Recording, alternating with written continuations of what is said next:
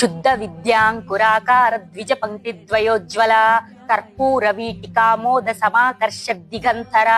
శుద్ధ విద్య అంటే బ్రహ్మ విద్య, వేదాంత విద్య. వేదాంత విద్య అంకురాలు మొలకెత్తాలంటే ఏదోటి నేర్చుకోవాలి కదా, నేర్చుకోవాలంటే పలకాలి కదా, పలకాలంటే పళ్ళుండాలి కదా. అమ్మవారి యొక్క పలు వరస శుద్ధ విద్య అంకురాల్లా ఉన్నాయట.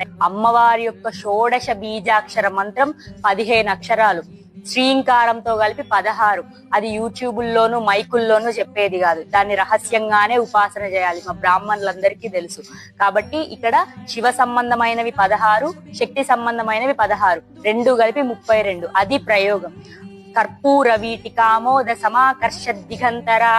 అమ్మవారు కర్పూరంతో చేసినటువంటి వీటిక అంటే తాంబూలం వేసుకుంటుందంట. కర్పూరంతో చేసినటువంటి తాంబూలం వేసుకుంటే సమాకర్ష దిగంతర, ఆ సువాసన ఈ దిగంతరాలంతటికీ వ్యాపించింది.